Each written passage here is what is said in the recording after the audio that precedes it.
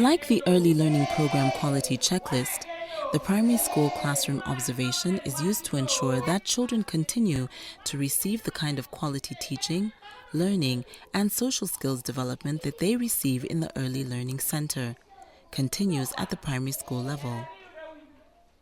It is an important tool and conversation starter with teachers and program managers about how their specific classroom is performing, and a useful guide to advise on any improvements required to support children's development potential. Being a project facilitator, one of my key roles that I'm supposed to play like every month is to conduct regular classroom observation.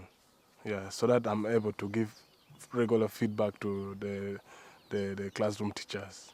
Because without observing the class, I'll not be able to know what kind of feedback I should be giving to the teachers.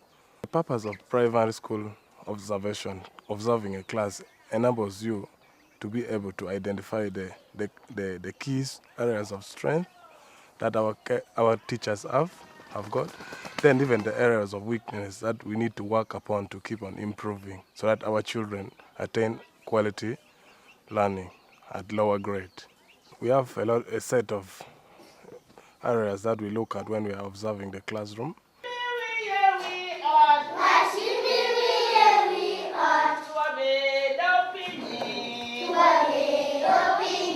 Okay, good morning, everyone. Good morning, madam. How are you? I am very, thank you, madam. Okay.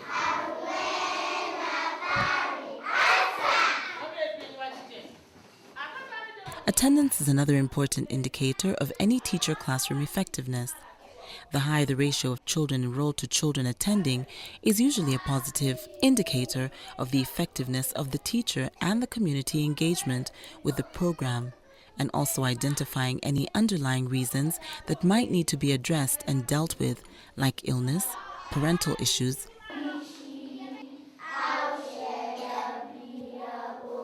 When I'm looking for, I'm observing the physical environment, I look at the setup of the class, like the seating arrangement.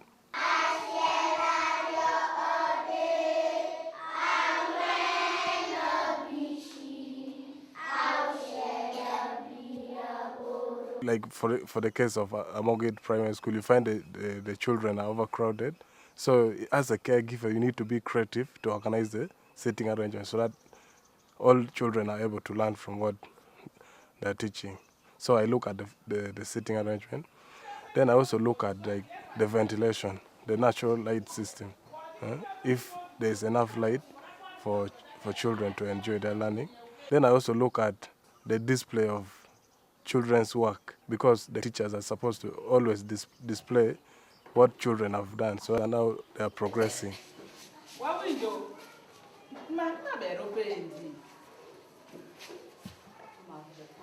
We also look at the blackboard. If the blackboard is clear for children to read, be able to read what the teachers write for them, because it's very, very essential. If teachers are not writing well, and it's a foundation, they'll not be able to, even when they upgrade for other grades, they will not be able to demonstrate their competence in writing. Then I also look at the toilet system. Are they clean for children? If they have water where they can wash their hands. Then I also look at if the school has clean, safe drinking water. So we need to have safe drinking water. Then even the play environment should not be harmful. Those are the key areas that we look under physical environment. Yeah, in promoting the positive emotional development or the climate for children, as a teacher, you're supposed to communicate calmly to the children. You have to be soft. You have to be that affection for children. So that one promotes the positive emotional climate for children in a positive way. Then I look at how the teacher gives support, like this teacher-to-child interaction. What kind of support do you provide to a child when a child maybe seeks support from you? So all those ones are key in promoting the positive emotional development in children.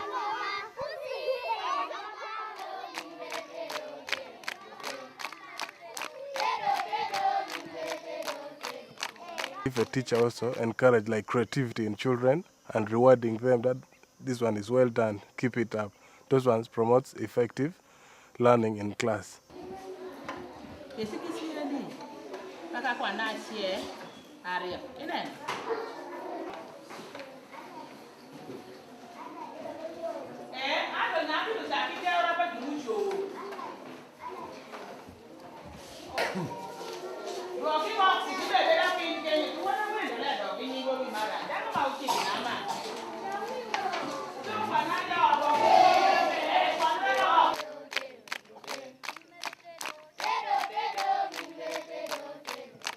Effective classroom management is broad. For example, like for the case of our primary school, the children are seated in groups. But you find when you're explaining something, other children are fighting maybe behind. So as a teacher, you have to watch and manage all those negative behaviors in children. Then also like managing time is also key in effective classroom management. Like also managing your routine, your lesson plans, you have to follow them consistently. Those ones promote what? Effective classroom management.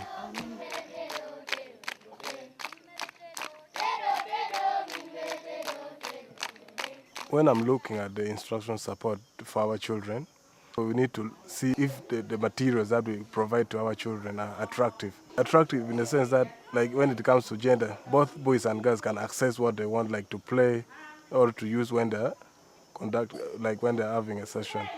Those instruction materials should be colorful, they should be even safe and clean for our children. The teacher should be able to use different teaching methods to be able to facilitate using those instructional materials.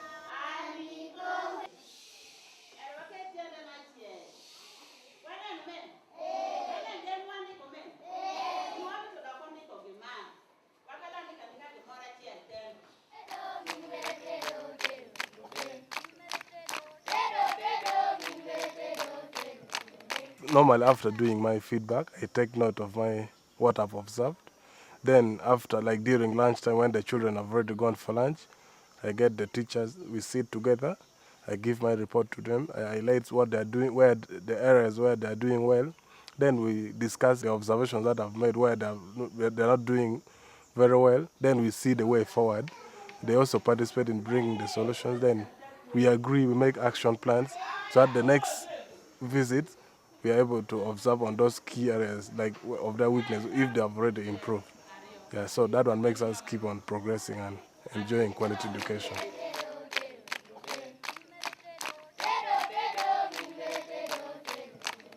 If I made maybe an observation maybe 2 weeks ago, and we have already made maybe an action plan that we agreed together with the teachers, now I make my checklist for the next observation.